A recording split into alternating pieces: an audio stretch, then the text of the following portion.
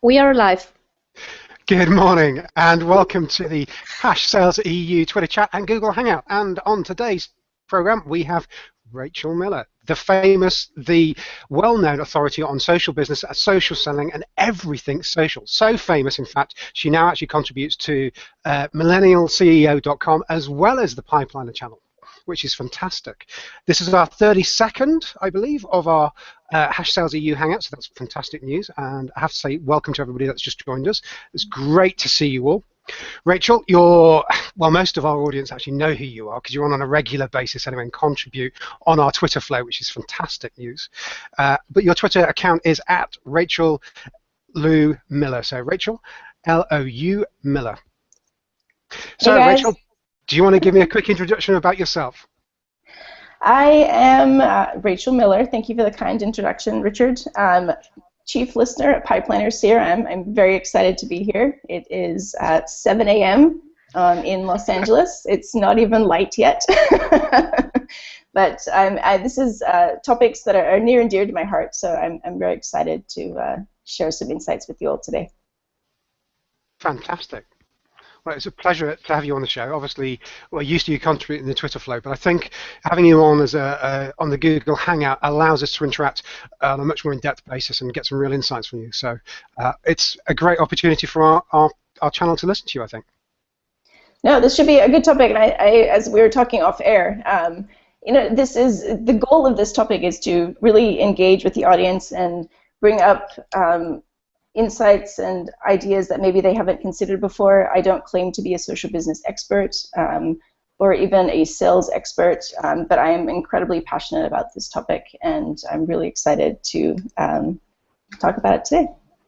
Well, I have to disagree with you even on the first point. I do consider you to be an expert in this field, and I have to say you are one of the people I look up to, and I look at how you engage with people, etc. And I do try and bring some of that into my into the way I engage with people on social as well. And from a social business culture, which I've now been educated just before, that it is slightly different. So can we begin with what is social business? What's your definition of social business, just to set the scene? For me, social business, it has a lot less to do with social media and a whole lot to do with company culture and mindset. It's about a mindset of collaboration and really communicating well with your internal and external communities. And you can't do social media well without having a really solid foundation of culture in your business. So that's kind of And that's a lot of the answers to my questions today are surrounded around that. It's a cultural thing. It's hiring for attitude. So making sure that all of your employees really believe in your long-term vision and that they express it naturally. Okay, so it's about communication, collaboration, and cultural fit to your organization. Yes. Fantastic. Okay, well, let's dive into the first question as people are just arriving. What's the difference between social selling and social business? Now, this is, of course, a mistake that I made when we first talked. So you've just defined for us it's about communication, it's about collaboration, and it's about having that cultural fit. But explain to us the difference between the two. Well, I mean, this is, okay, my opinion. The differences they're quite distinct for me. So social selling it's a series of activities centered around identifying and engaging prospects on social media. Social business is a much more holistic mindset that promotes collaboration, knowledge sharing among your internal and external communities.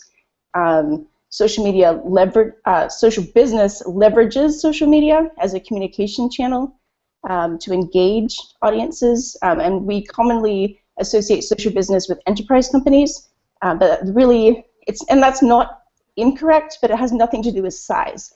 It's more of a mindset. They've just realized that to be a successful business, they have to have strong internal collaboration. Company culture drives that. Without a healthy internal culture, it's really hard for a business to put up a healthy front externally, very much so on social. And the goal and the strongest commonality between social selling and social business is people. Humans being human, being social, communicating, sharing knowledge, and buying, like to bring this back to this is Sales EU, buying is a very emotional experience. And it can be as simple as you like the salesperson. Maybe you have a common interest. It could be maybe you think the product or service is going to make you a better you. But it's all a very emotional thing. Humans are emotional, and tapping into that drives business success. And that's being a successful business, is being human, in my opinion. Absolutely, yeah. I think anybody would agree with you that primarily we are emotionally driven, even if we like to think of ourselves as logical. That's blatantly not true at times. That's fantastic. I think that's a really good way of looking at it. Now, from that perspective, really, it's also about breaking down your internal business silos within business units as well, to get that cross-pollination of ideas, thoughts, knowledge, etc. How would you work that social business just within your company before you even get to the outside? Yeah, you do need to break down the silos. I know we talk about sales and marketing alignment a whole lot, especially on Sales EU. It's just kind of, I think startups, in a way, have the upper edge on that. I mean, the flat organizational structure leads to collaboration. Anybody can come to the CEO in a startup with a great idea. And I think promoting that within a larger company is also very healthy. And I think we're very fortunate, I know, with Pipeliner, we can do that. And I think as we scale, I hope that continues. And I think a lot of, if you look to the businesses that we kind of idolize, they promote that as well. So I think it's kind of breaking down those barriers. Like, you shouldn't be afraid to promote your idea to somebody who is just at a higher level. You should, if you have a great idea, shout it out. And I think that is successful business. It's breaking down those barriers and just acknowledging a good idea for what it is. Yeah, I think that's very true. I think on the enterprise side of things, I think IBM is actually a good example of that sort of organization. Definitely. Yeah, I think that's. I do think it's a very interesting point that it's to break down the silos and how you work with that. How do you cope though? So if I was a CEO of a company, you can get sometimes too many voices shouting out their ideas. How do you rein that in so that you're all traveling in the same direction? Again, I think it's, if you focus on hiring for attitude, and I'm a big advocate for this, if you gather people around you who are of the same mindset, you can easily train skills. It's just if everyone believes in the long-term vision, you're moving in the same direction. And then you leverage individual skill sets to help you get there, but you just have to have that same kind of harmonious vibe going on. It becomes much easier. And I know as companies grow, it's harder. There are some roles that are very specific, very skill-driven. But again, I think having that ultimate end goal in common makes everything a whole lot easier. Yeah, I think that's very true, and I think that begins at the CEO level, where the communication downwards, so that everybody actually understands what the goal is a critical aspect of that whole collaboration and everybody pulling in the same direction. Most definitely, yeah. It definitely is one of those trickle-down things. Culture, it's not. It'd be lovely if it was from the bottom up, but it definitely has to be. It's a precedent that is set from the founders of a company. Absolutely. I think particularly with startups, it's actually in the early days that it gets set. Right, I'll move on to official question 2 now. rather than why should salespeople care about social business? Well, salespeople, they're very driven. Otherwise, you probably wouldn't be a salesperson if you're not. To be successful, you need to stay up to date with current business trends, not just in your industry, but as business as a whole. And business is changing, and incredibly quickly, which is super cool and also kind of a little bit daunting. And adopting a social business mindset could be a business differentiator for a company and for a salesperson as an individual. And I would say adopt now before it becomes the new normal and you're left behind. And for salespeople, social business, and the way I view it, it really highlights a salesperson's natural strengths, their ability to communicate, their ability to isolate needs, suggest solutions to problems, and fill gaps. A salesperson should be well versed in their competitors' products, not just what they're promoting individually. And it's truly a strength to be able to identify whether your specific solution is the best solution for a customer, or if you should suggest a competitor's. And that has a lot to do with social business. It's putting the customer first. You're building trust. And that customer, but you don't win the sale maybe, but you'll get a referral because like, oh, that person, they know their stuff. And so you win either way. And I think that's really the driving force behind social business. And salespeople, you're going to look like a rock star. I mean, there's nothing not to like about a social business mindset. So that, for me, we're always going to need salespeople, and sales is a key driver of social business. That's interesting to hear. I think possibly you've got slightly rose-tinted glasses of what salespeople might do. Salespeople don't often educate themselves, which is actually one of the reasons we started #SalesEU, to promote that best practice, because unfortunately they don't always do this. And I think that is having a kick up the backside, for example, by somebody else in another department to say, actually, you know what, Challenger Sales is good. We've just read this. It's really interesting. Go read it. Is perhaps what sales needs sometimes, rather than getting complacent. And I see it a lot of times at organizations where people are making their numbers month in, month out, and they don't stretch. They don't try and go for the next level. And I find that disappointing. You're doing 100 million, but you could have been doing 300 million. Yeah, I know for me, like, I promote, like, you educate by example. And salespeople, you're in a very pivotal role. And if you can acknowledge that your solution isn't the best, it's incredibly powerful, because it shows that you know everything about your industry. You are a trusted resource. And just because you're referring them to somebody else, it's not a bad thing. And I think it is a mindset shift, but I think there's no downside, I think, for me. You're not winning that sale, but you're going to win many more because of that. Yeah, I think that's right, and I think there is an obligation, particularly in the IT world, to make sure that you're selling something which is a good fit for the organisation, particularly as it does cost a lot of money, time, and resource through the energy that somebody's got to put into it to actually turn around and, for example, implement a CRM system. And if you're not a good fit, I think it's better to turn around and say, you know what, you're not quite right for us, because it will come back to bite you anyway. So you may as well turn around and deal with it in advance and minimize everybody's time. And then they remember you and they think, you know what? He's a good guy. Next time I need something, he's my man to go to. Well, for sure. I mean, forcing them into a solution, that's not the best. There's way more downsides. I mean, they are not going to think of you kindly. You're going to make them learn a tool that is awkward for them, and then down the road, they are not going to refer you. They're going to tell all of their friends, do not use them. So I think, the upside, it's a win-win for everybody, in my opinion. Ultimately, yes, and you do have to educate the salespeople so they understand when to walk away and also when they should stay in the game, because it's that whole skill set business. We need to make sure that they do understand when to do both.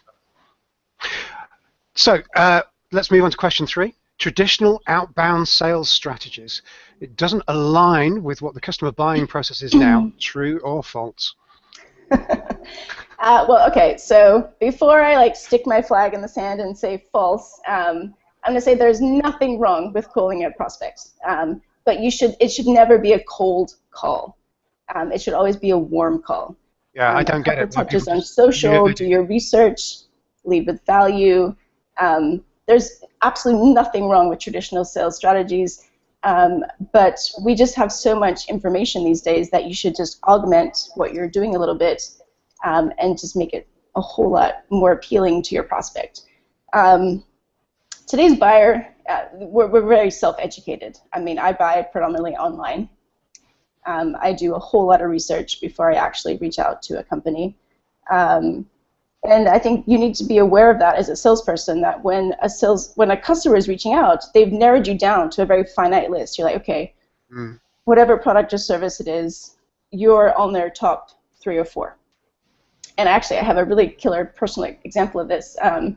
So a couple years ago, I was shopping for a new marketing automation solution, and I had done my research. I had my short list. I had 4. I won't name names, but I had 4 that I was coveting. And when I finally got one of the salespeople on the call, we spent this first 10 minutes of him asking me who I was, what I did, what was my company about, and then after that 10 minutes, he told me that his solution wasn't for me, which I'm fine. I know, just answering to the previous question, I am fine with that, but I had done my research. I knew it was an option for me. And he had turned this, what was supposed to be a product demonstration, into a cold call. And it was really unappealing. So I think as sales progresses, just be aware of the data that's publicly available. Do your research, and don't waste people's time, I guess, is my takeaway. I think you're absolutely right. There's a minimum you've got to do your homework before you call a client. Just even just looking at their website just to understand what they do and what industry they're in is a minimum you've got to do. Hopefully you'll be able to do more. Your CRM system should present to you their LinkedIn account, their Twitter, and everything else, so that you can at least understand what they're talking about and what they're going through. Because if you don't have that, you put yourself at an automatic disadvantage to anybody that's practicing that. And the reality is, more and more people are practicing these techniques, which I think we were talking earlier on as well about a recent publication that came out in the Independent magazine in Ireland, where they did a social media study which showed that the majority, which let's qualify here, actually just meant 51%, so it's only just the majority of Irish marketing firms thought that social media wasn't showing return on investment or wasn't particularly working for them in some way. Now, I think the interesting thing there is that on a geographic basis, you do see more or less take up with social media and the approach to social business, although social business, as you describe it, is much bigger. But if you're not exercising those techniques, even in an area which isn't turning around and utilizing those currently, the reality is that we can all see this trend, and it has been well established now in the US, is coming over to the UK more and more, and is crossing throughout Europe. I mean, certainly in countries which don't have a high uptake of social media, for example. I know that in Spain, whenever I go through a shopping mall or a shopping centre, there's always Facebook, there's always Twitter there everywhere, so it's very consumer orientated, but that will spread, and it will spread into the business to business. It's just a matter of timing. So I think you're absolutely right. Do your homework, and I think that if you don't, you're shooting yourself in the foot. Yeah, doing your homework, I mean, it's kind of a flippant way of saying it, but I think a lot of people go wrong on social because they don't really know who their target audience is. You can't just be on social and expect, miracles to happen. I have a Twitter account. We're going to make it rain. It's you really need to be speaking the language of your consumer and being on the right network. And so it's a lot more research than I think a lot of people realize. But once you find your niche, it's incredibly powerful. Yeah, I think that's absolutely right. I think Tony Hughes came out with a great blog post today, which I emailed around to everybody, which said that social selling has unfortunately become the new cold calling. And what he wants to see is a strategic approach to social media. So where you're talking about social business, it's the social business goals and implemented within your social media activity so that you actually have a mechanism, a process to that approach rather than a tweet and hope on Twitter. Yeah, I think people forget that social media, I mean, almost by definition, it's a communication channel. It's not your personal, you're not shouting. It's not your channel to broadcast to the world. You're creating a dialogue. It's much like you're calling on the phone or email. It needs to be very personalized to work. And it seems anonymous that you have a Twitter, you can put up whatever, but the world is seeing it, and it's there forever. I think that's another thing to consider. It is at the end of the day, it's a communication channel, and you need to treat it as such, and it should be valued almost above all other because it's a communication, but it's public. So definitely keep that in mind. Think before you tweet. Yep. Yes, I think I obviously need to go back and check my grammar before tweeting in future. We have a question, Rachel, for you. It can be hard to attribute sales success to social media activity. How do you overcome the challenge? I'm going to disagree, and I know we are going to address this later in the show, but you can track almost anything these days. The data is there, and again, it plays to knowing your audience and having goals. And if you have a social CRM, it's incredibly easy to track the success of your social activities. Google Analytics, you can see where traffic's coming from. You can drill down to a specific tweet or blog post. And it's just tracking the data. I understand that it can feel a little bit futile, tweeting for without reason, but it's a tactical activity, and if you have a strategy and you have goals, you can definitely track your successes. So happy to offer tool advice to the individual. It's very easy these days to track your successes.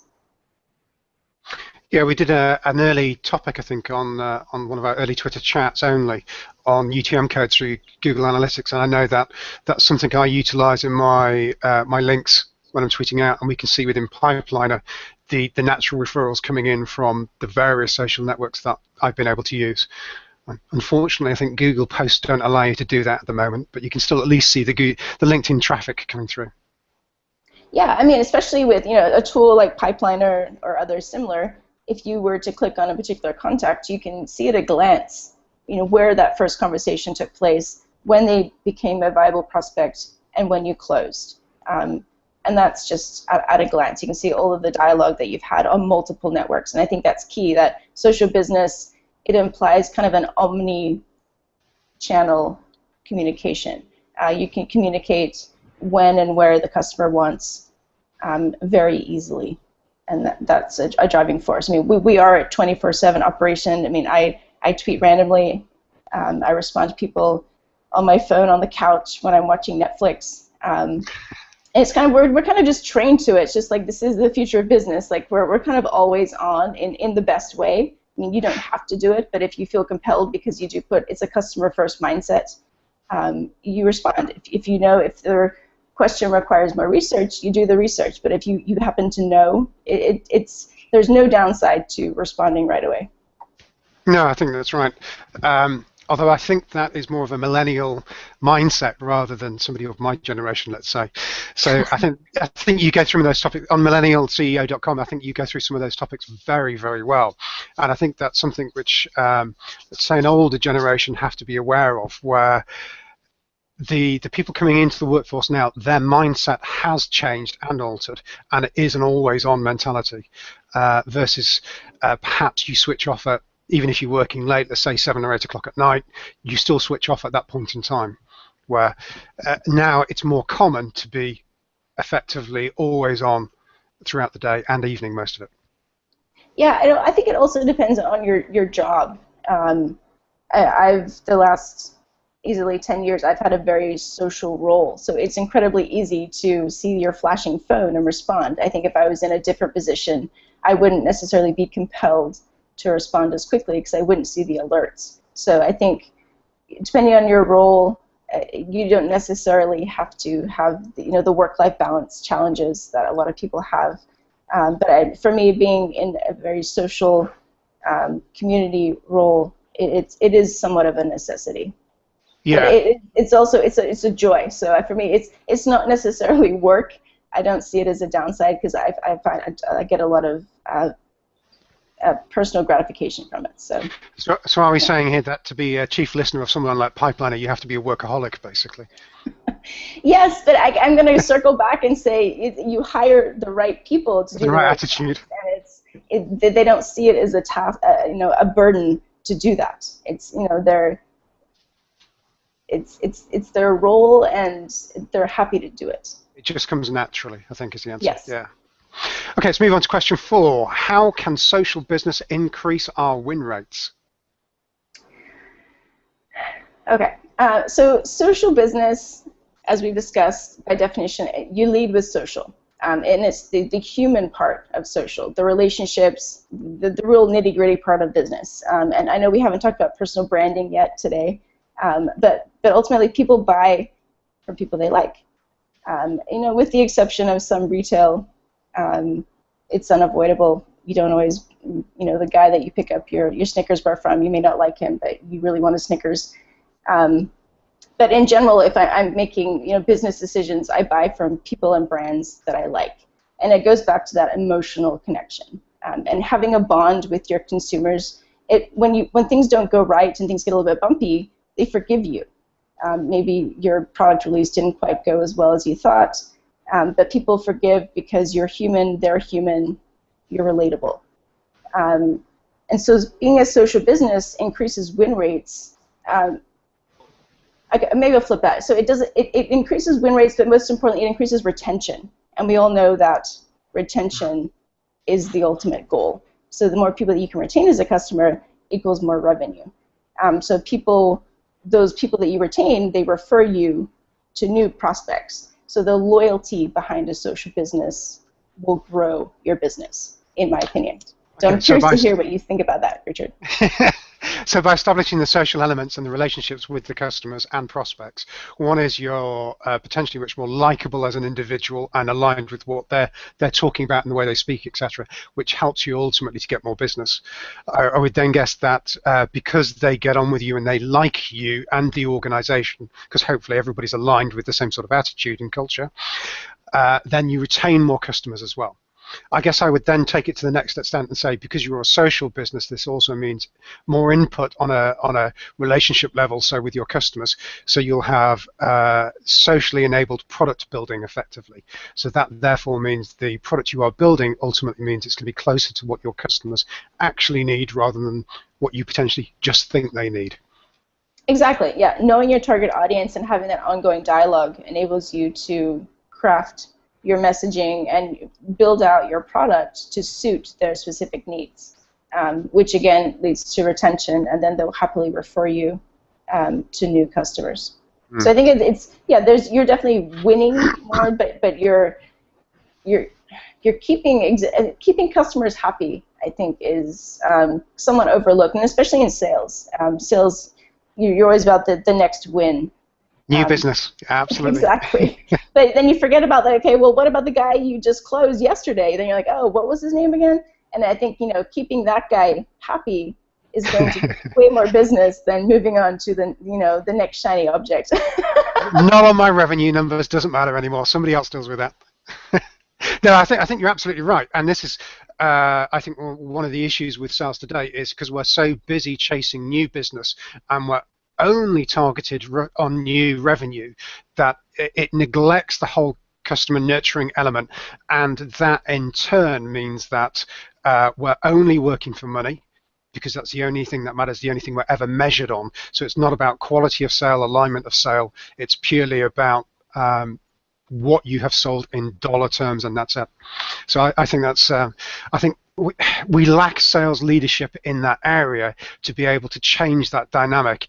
And where the world has turned, and certainly the buyer has turned now, I don't believe that sales leadership necessarily has changed at this point in time to accept that dynamic. And once we do, I think you'll find you'll have much more successful organizations in the long run. I mean, yeah, exactly. In my opinion, I guess it's from the outside looking in. So from you as a seasoned salesperson, like, what do you think needs to happen to make that mindset shift? Yeah. It's a good question. I should get off my soapbox. It's the Rachel Miller show. It's not the Richard Young show. I'm genuinely curious because, my opinion is from obviously more of a marketing perspective. It seems super easy, like, we'll say it, it'll be done. But I completely understand that, you do need new business to drive revenue, but I think emphasis on keeping current customers happy it's quite often important. Yeah, in a lot of organizations, it's a completely different team that takes over that. So that's account management versus new business sales. So quite often it's just not the same person dealing with it. And then when you're talking about social business and the communication between the two, that's where that has to be particularly strong so that there's a nice smooth handover, the relationship is transferred across, etc., and everybody's getting on well. And that is something which a lot of organizations do struggle with. So I think that's a core element. But I think ultimately with new business, even if it is new business you're bringing in, because we're so focused on the revenue number, which ultimately is why we are all in business, is to make money effectively. There are ways and means of going about that. And if you're chasing every piece of business, I don't think that's necessarily a good business dynamic. And I think the ones which get it right are those which are well aligned with their customers and they understand the people which are a good fit. And you do that by selling to the right people at the right time in the right place. And it's just too frequently that we chase anything that moves, basically, because we need the revenue number at the end of our month. This is true. Yeah, it's an ongoing battle. I mean, it's kind of chicken before the egg type scenario. You need new business to pay the bills, and I understand that it's not easy, but I'm curious to see how this plays out in the future. My ideal might be a little more hippie, holistic, but and that's why we're having these conversations. It's kind of spurring ideas for people to consider new ideas in their organizations and see what fits for them. Yeah, I think it's yeah. I mean, I think we'd all like to do nicer business and be more holistic in our approach to it. I think getting the right sales leadership to drive that forward in the business and educating the sales leaders to do that, which is why we have things like this, where you're talking about the social business, is the way forward, because sales hasn't really changed for decades effectively in its core understanding of the way it goes forward. We've still got spin selling from Neil Rackham as the cornerstone to most sales techniques effectively. Even if we look at challenger sales, it's essentially validating consultative sales, insight sales, and a number of other ones, and saying yes, they're very important, and you reframe it into this sort of challenge effectively. So I don't think it's I think we need to educate ourselves as salespeople and sales leaders. So it's interesting, you brought up a lot of techniques and books that I'm a big fan of. So where does social selling fit in that for you? I know it's a very popular buzzword right now, and I'm as much as I love social, I'm a big advocate, I am also an advocate for more traditional sales methods. So for you, where do you see, are we going to look back 5 years from now and be like, ugh, social selling? Or is it going to be the new normal? I think it's a sales technique which fits with other sales techniques. I think the problem is that people have tried. I think you've got two fundamental issues with it. The first issue you've got with it is most of the people telling people about social selling are marketing people. Sorry, but you could do with a few salespeople saying it as well, because then salespeople would take it on board more. When that communication comes from what social selling is, quite often one of the first things that's said is it's not about sales. At that point, most salespeople switch off. So it's just the wrong messaging for salespeople, which is quite interesting given most of those people are coming from marketing. And I think ultimately it's a part of your tool set which anybody and every salesperson should be adopting and using to some extent. Obviously, depending where you are in the industry you're in, you can be more or less forward on that social selling paradigm. But I think everybody should be utilizing it where they can. And to not utilize it is, again, you're giving the competition an advantage which they don't need to have. And I want to beat my competition, so why am I not going to turn around and utilize it? But social selling shouldn't be classified as this is a sales technique in isolation to the rest of the things you do. It's a supporting tool which you do alongside everything else. I think that's probably the second issue is a lot of people think of it as a social selling as a procedure process in its own right rather than something which supports what you're already doing. No, I completely agree. I mean, by my definition of social selling, it's a lot about prospect identification and engagement, which is a marketing activity. From a salesperson's perspective, it's more to do with personal branding. So once you've identified a lead on social and they look at you, you look appealing.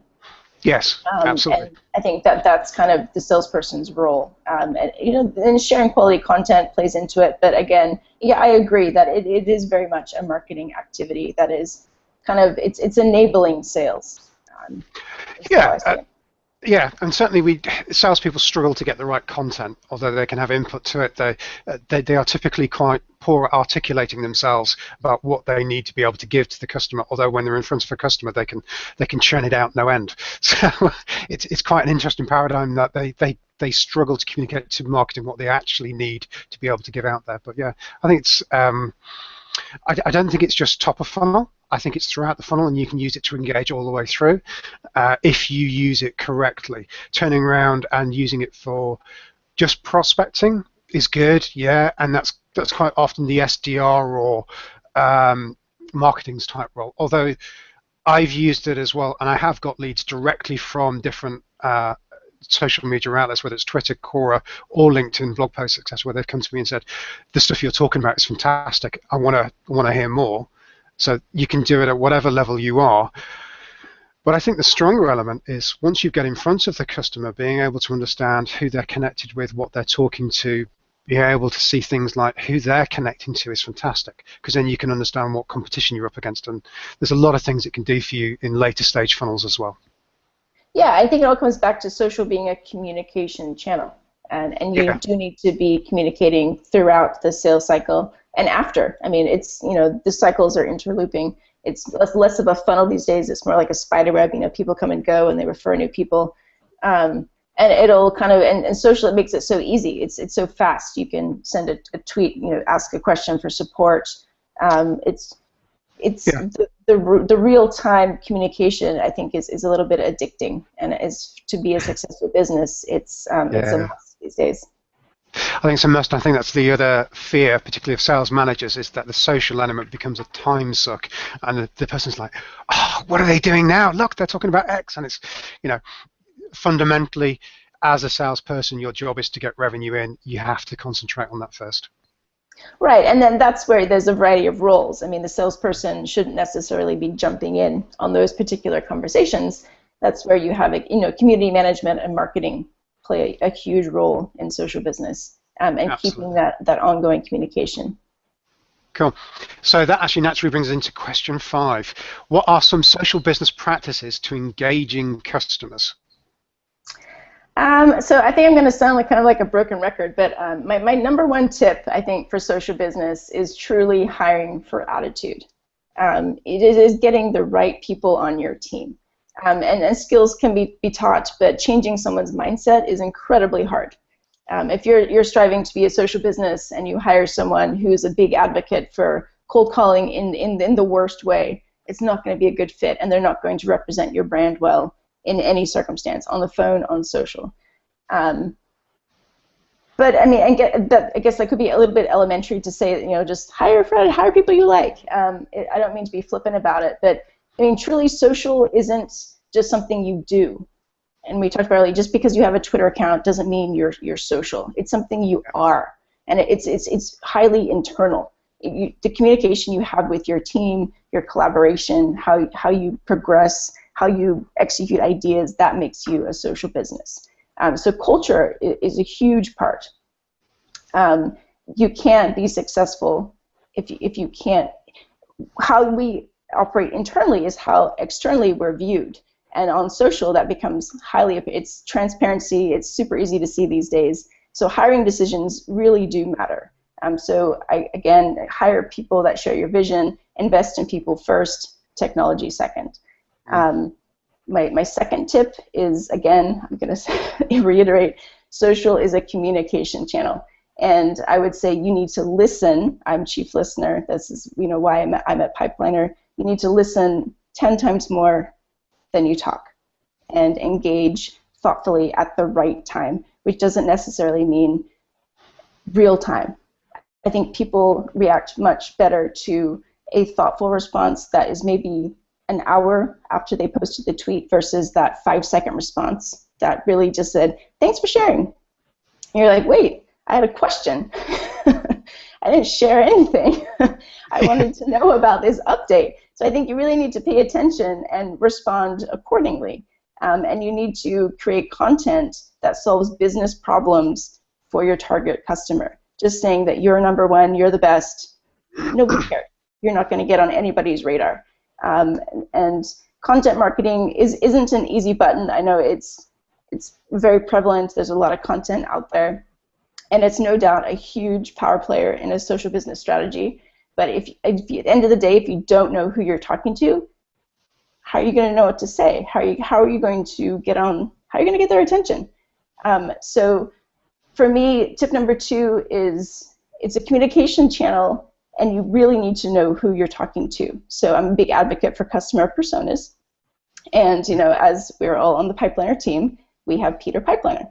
Yep. And we know his wants, we know his dislikes, we know where he likes to talk on social media, we know where he reads his content, and I think having a customer persona gives that human element to data. And so we know, like, you could show me 5 LinkedIn profiles, and I could, at a glance, say, okay, that's Peter. He's going to be somebody that I want to talk to. And so I think businesses need to kind of take a step back and audit their past wins and losses, and really drill down to who their target audience is. And again, I'm giving them a fun name. I mean, Peter Pipeliner, I know we have a whole stream of them at Pipeliner, various job titles and demographics, but it makes us seem human. We know exactly how to approach this person on social, and we don't have to think twice. And I think it's really important to know who your customer is and how to respond when they reach out. Absolutely. I have to say, I was talking to one of our customers in South Africa this morning, and they wanted to know about different marketing automation systems, and the reason why is they wanted to start becoming a social business. So they were looking at the top 3 marketing automation systems, which I'm sure you could name off the top of your head. And what they didn't have in place was the process that they were going to go to market with. And they were buying the technology first rather than having people involved. And I actually turned around to them and said, look, we've got an Alison. We've got an Alison, and she does our blog, and she talks to our influencers, and she turns around and gets them to post on ours. We borrow credibility from them. We get to post on theirs, and they get credibility from us, and it's bi-directional. It's a two-way street, and that really helps. And then we've got a Rachel as well, who's our chief listener, and turns around and it talks to all these different people, and that works. It dovetails in with what Alison's doing as well, because you're both talking to the influencers. It's an integrated team where you're working together to the same goal, so you're culturally aligned and you have the same goals in mind, and that works fantastically. But it puts the 2 people first. In our case, it's the Rachel and the Alison. Both of you working together makes a huge difference to Pipeliner. The fact that we happen to use a marketing automation tool doesn't make us social. It's the people behind it. I agree, and I think that's actually like marketing automation or social media automation. It's the technology itself is fantastic, and for me, it stings a little when people give, particularly social media automation, a bad name. It's because humans are using it badly. So again, it comes back to being human, and if you craft your messages properly, it's highly successful. So yes, it's people first is a big factor in being a social business. Absolutely. I think it's the same with anything really. It's like buying a CRM system and expecting your sales to magically get better. It doesn't work that way. It's people and process. Yeah, no, tools are not the easy button. It's not it'll be a short-term band-aid, but ultimately, if you don't have the right people in place, the tools won't matter. Absolutely. Okay, on to question 6. Which salesperson's skill set is most valuable in a social business? Okay, so I have 2, and I'm going to preface this with it's from marketing looking in on sales. For me, empathy is a huge skill set for salespeople. Being able to identify and ultimately relate to a prospect is huge. Knowing their business problems from personal and professional is a very valuable skill. Being empathetic allows you to be tactful. Instead of jumping to more of a defensive stance when the sale isn't going their way, you can put yourself in the customer's shoes and kind of see the problem from where they're at, whether maybe they truly don't have money, but they might coming up, like kind of just reversing it and putting the customer first. And empathy, it's about caring. And I think customers can sense when you're just all about the close. They're just like, oh, I'm just a number. It's the end of the, I know what day it is. It's 2 days. End of the month. Exactly. So and people sense that. And if you don't put customers first, you don't care how people feel, you're not going to be successful. I think for me, like to be a successful salesperson, you really need to care that you're doing the right thing for your customers. Absolutely. I think one of the terms I've seen quite often is commission breath from salespeople. Right. Yeah, I mean, we all get those calls. It's a couple days to the end of the month, and everybody that you have been in trial with for the last year starts calling just in hopes that you close, and it's not attractive on any level. And it's not well structured. It's not a good approach.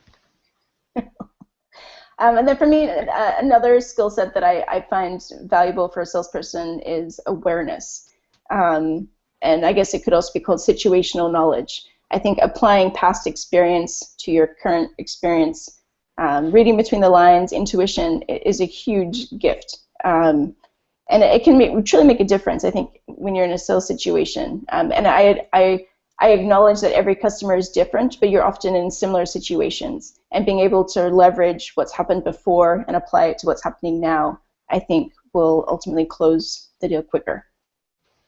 Yeah, I would say that I think that's probably one of the, particularly as an experienced sales guy, I'd obviously say that that situational awareness which comes from your experience in the marketplace is a key driver. And I think that often translates into you can almost tell within the first 5 minutes of meeting a customer if they're going to be a good fit for your organization or not. And for myself, if it's not a good fit, then I'd rather walk away if I can. Although sometimes you are surprised, so you go through some of the motions. But that awareness is a key factor. Although, having said that, I did read a Dilbert magazine article the other day which showed the IT manager walking into an interview and saying, I've been in this industry for 20 years, etc. And the guy interviewing him, who's half his age, turning around and saying, that's fantastic. Exactly how do you relate to millennials then? Well, no, I think it's common. I forget what the phrase is specifically, but it's kind of, if you say, like, this is the way we've always done it, yeah, it's not a good thing, I think. But there is a lot to past experience. And I think as a salesperson, yeah, whether you're just vetting a prospect or just knowing how to react in a certain situation is a valuable skill. Yeah, absolutely. I say for myself, for me, it tends to come from knowing the competition is a key aspect, because you build that up over time, and also which systems that you can work well with. So, for example, the marketing automation question. I talked to the guy today. We're not selling marketing automation. He's already bought our system, so there's no revenue opportunity here for me particularly. There might be some service, but that's about it. But talking to him about the marketing automation, the options he's got, and what we can play with, and the amount of money he wants to spend because he's a startup, he ended up going with an email system and having tight sales and marketing integration and alignment through products which links the two together. And that worked really well for what he needed to achieve as a business. But it's actually nothing to do with what I sell. But an overall solution to the customer and being able to talk about that is fantastic. No, but that's a perfect example, I think, of social business done right. It's and whether that person is a customer or a future customer, being able to be their trusted advisor in almost any setting is incredibly valuable. So the fact that you recommended marketing automation software for him, he'll probably recommend 20 people to Pipeliner. Because Richard, he's like, Richard is amazing. Not only did he give me the best CRM solution for my business, but he also knows about every other tool that's going to make me a better me. So I think that's awesome. I just need him to email that to my boss now. That'd be fantastic. What? He's not watching? Okay, moving swiftly onwards. Question 7. What are the same effective ways to link social business to customer creation and sales? Well, I think we can all agree that we're not lacking in data these days. Whether you call it big data, little data, it's out there. And anything's trackable. I'm a tool junkie. I'm proud of it. And unfortunately, with tracking social to sales, it's still quite manual at this point. We have Google Analytics. You do have your marketing automation tools, but in many of the factors that drive business, it's still highly manual. So for influencer marketing, advocate identification, it's quite high. It's hand collated, and I've tried a lot of tools, but the most effective one is still the spreadsheet and my notepad. But on a very high level, it's very easy to track. Again, Google Analytics, whether you use HubSpot or Marketo for your marketing automation, you can track all of your inbound traffic from social. So you'll know what's working. You can drill down to a specific tweet, a specific blog post, and know what's a driving factor for your business. And then if you're using a CRM, a social CRM, you can track all of those communications. And then I guess as an individual salesperson, you I mean, a CRM, I mean, we're going to play to, you know, I work at Pipeliner. It is easy at a glance to track your activities, but you need to have goals in place and know what you should be tracking and continuously augment what you're doing, know what works. If you use Buffer, they'll let you know what tweet was most popular, so you can see what it was and replicate it, and even send the same one out again. So again, I think it's less about, I guess, linking. It's more about just ongoing monitoring, I think, is the goal to success. Yeah, I think that's, yeah, I think you're right, and I think that's probably one of the key things that people forget to do is they have this rush of excitement to turn around and adopt a new tool or a new methodology, whatever it happens to be, and they'll invest and they'll give it some money, etc. And everybody charges along in roughly the same direction. I wouldn't say always the same direction, but then they may measure that in the first instance, but they forget to do the ongoing measurement because your marketplace does change and your customers change what they want as well. So that continuous reevaluation of what you're doing and how you're doing it is, I think that something is missed. I think that connection, particularly with the social media about how they're relating back to you, is a great way of measuring how you're relating back to your marketplace, which can obviously be augmented with surveys and, in fact, your customer service team just talking to your customers, etc. as well. I agree. Fantastic. Okay, so let's move on to the next question. Question 8. What are your predictions for the future of social business in combination with sales? So come on, it's just turned February 2015 and into 2016. What are your predictions? So I really love asking this question. I do it a lot, but it's quite hard to answer. So I think we touched on it earlier. I think business in general, we're super quick to adopt buzzwords. We're like, ooh, new shiny thing. It's the solution to all my problems. And at the end of the day, it's just a shiny new thing, and it fades eventually. Bottom line, for my predictions for social business and sales, we will always need salespeople. So I think there's been a lot of articles recently where, you know, we're not going to need salespeople, it's all going to be online. Wrong. Salespeople are incredibly important to an organization. And successful business, it's relationship-based. It's always going to come from, you know, the positive, you know, the mutually beneficial relationships, much like the example that you shared earlier. You know, you sold the person on Pipeliner, but then you also became his #1 business resource. That's successful social business in relationship to sales.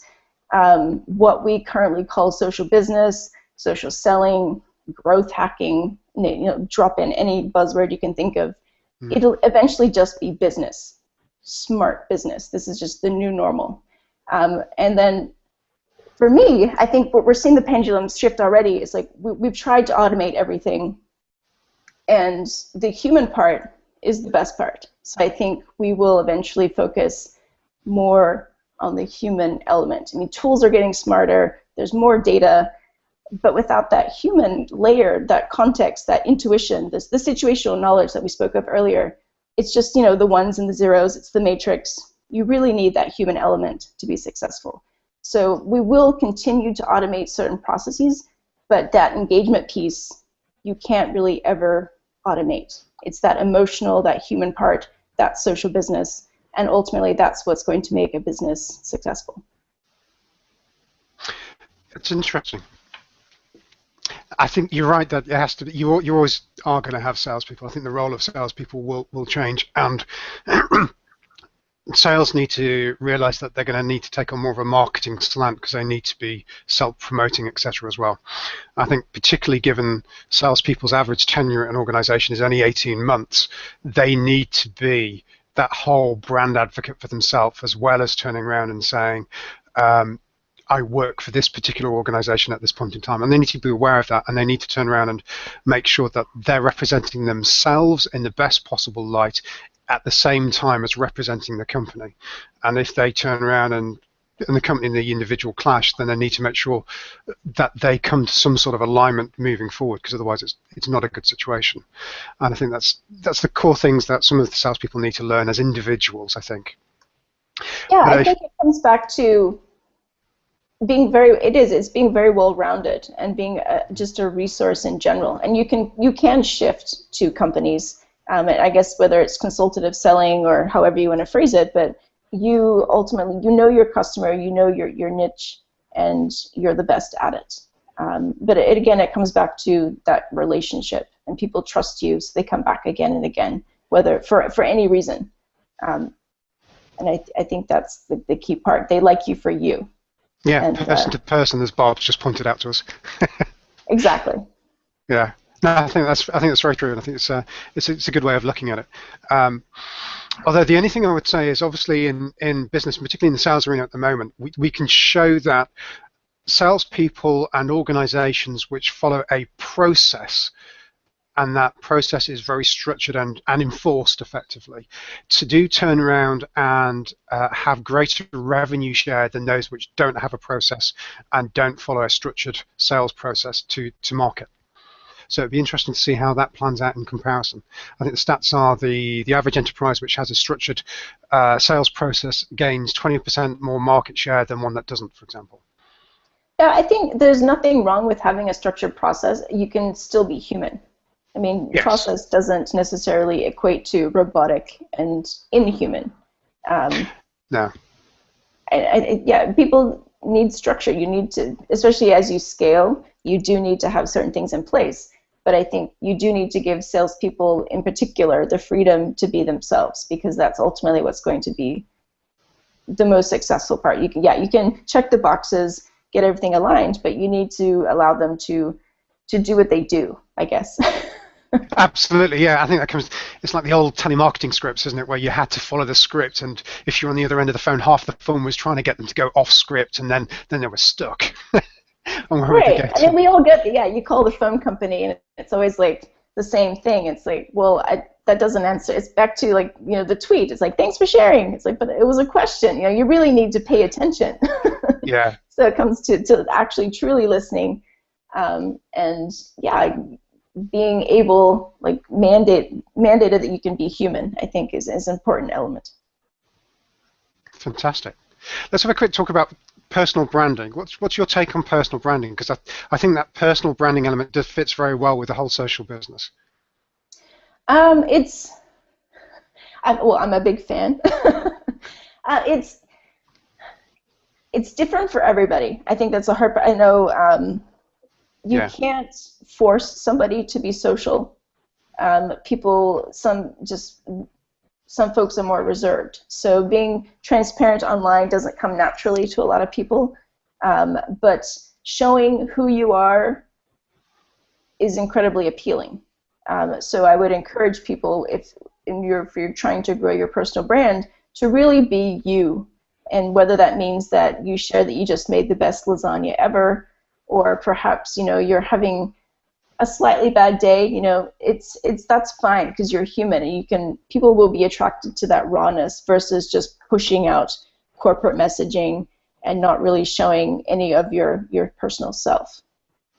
Absolutely. And I have to say, my forte is actually beef Wellington and not lasagna. I have never made that, but it always looks appealing. If you do it right, it's absolutely delicious. I have to say, a quick plug for Gordon Ramsay. He makes the best one. So. He's one of my favorites. Tyler Florence and Bobby Ramsey. Fantastic. Okay, well, that's bringing us up towards the end of our session. So thank you very much, Rachel. So let's just give us a quick recap. Give us your one solid point about social business. Remind us what it is again. Social it's not something you do. It's what you are. And I think it just be human, be yourself, and listen a whole lot more than you talk. Would be my takeaways. Fantastic. Just replying to a quick tweet. We are ready to finish, I believe. So thank you, Rachel. You have been fantastic, and you look absolutely fabulous, it has to be said. Thank you very much for getting up at 7 o'clock in the morning and getting dressed for it as well. Yay! Yeah, I feel like a rock star. I'm like, now what I'm gonna do? It's like 8 a.m. I'm fully dressed. I need to go have breakfast somewhere. That's right. Thank you for having me, though. It's great to see you. Actually, I'm seeing Martha for the first time. So. Oh wow! Fantastic. Lots of firsts. Well, it's great to have you on. Really? I know that our audience have loved you, and I can see that they're posting a lot about all the great things you've been saying to them as well. And we've even got a few foodie comments on there as well. So that's great. Nice. Oh, I can't wait. Yeah, actually, I didn't tweet it all, so I'm a horrible social person right now. I can't wait to go through the stream and reply to everybody. Absolutely. I've been trying to do both at once. I don't quite manage to do it. So thank you for your time. Thank you, guys. Cheers, Bye.